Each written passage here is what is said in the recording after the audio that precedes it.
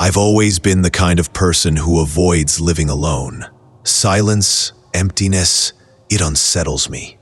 That's why I was glad when I found a shared apartment. Someone to split the rent with, someone just being there. But now I wish I had never met my roommate. When I first moved in, it was fine. The apartment was small, nothing special. Just 2 bedrooms, a shared kitchen, and a living room. I had one roommate for a while, but after he moved out, the landlord told me someone new would be coming in. I didn't think much of it. People move all the time, right? A week later, my new roommate arrived. He was tall, pale, with dark circles under his eyes. He didn't introduce himself, didn't even carry much luggage, just a single black duffel bag. He looked at me and smiled. That's it. No hello, no handshake, just that unsettling smile. At first I laughed it off. Maybe he was shy. Maybe he just wasn't a people person. But over time, I started to realize something was wrong, deeply wrong. I'd try small talk. Hey, what's your name? No answer.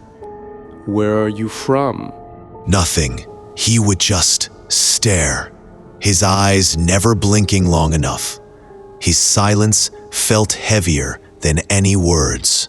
At dinner, I'd sit in the kitchen, eating my food, pretending to scroll on my phone. He'd sit across from me sometimes, not eating, just watching. Sometimes I'd hear him, whispering to himself under his breath, but I could never catch the words.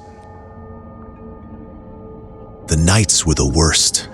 I'd wake up randomly around 3 a.m., and without fail, I'd see him, sitting on his bed, perfectly still, eyes wide open, looking at me, sometimes with that same crooked smile.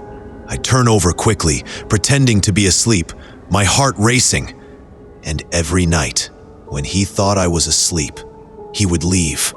I'd hear the creak of the door, his footsteps going down the hall. At first, I convinced myself he was just going out for a smoke. But every single night, at the same exact time, it didn't make sense. After 2 weeks, curiosity, or maybe stupidity, got the better of me. One night, I waited, pretended to be asleep. I heard him get up, shuffle out quietly. The moment the door closed, I slipped out of bed and followed him. My heart was pounding so hard, I thought he'd hear it echo in the hallway. He walked slowly, almost dragging his feet up the stairs. I stayed far behind. He pushed open the terrace door and stepped out into the night air. That's when I saw her. There was a girl, sprawled on the cold cement. She wasn't moving. I saw her head. It had been chopped off and placed separately from her body. My stomach turned instantly. And my roommate, he was crouched beside her, his hands covered in blood, his face tilted in the moonlight, eyes closed, smiling as if this was bliss. Then he began humming, a soft, broken lullaby, rocking back and forth beside the body. It was the most haunting thing I've ever heard. And then he stopped. His head turned slowly, unnaturally slowly, until his eyes locked onto mine. I froze. My legs refused to move. He stood up, blood dripping from his fingers, and whispered, "You shouldn't have seen this." That snapped me out of it. I turned and bolted down the stairs. My feet slammed against the steps, but I could hear his behind me, closer and closer. His breath, ragged, almost laughing. "I'll kill you too," he hissed. I thought I was done for. Somehow, I don't even know how, I made it outside. I didn't stop running until I reached the police station, screaming out a murder. About my roommate. They followed me back. I was shaking, barely able to point them toward the terrace. But when we got there was nothing. No body, no blood, just emptiness. I begged them to check the security cameras. I needed them to believe me. They did. They checked the CCTV footage. They showed me the recordings, and what I saw made my blood run cold.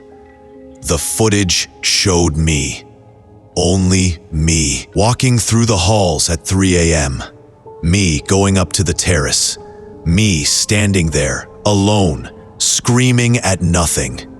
There was no roommate. Not once did the camera show him. According to the police, according to the cameras, I've been living alone in that apartment this whole time.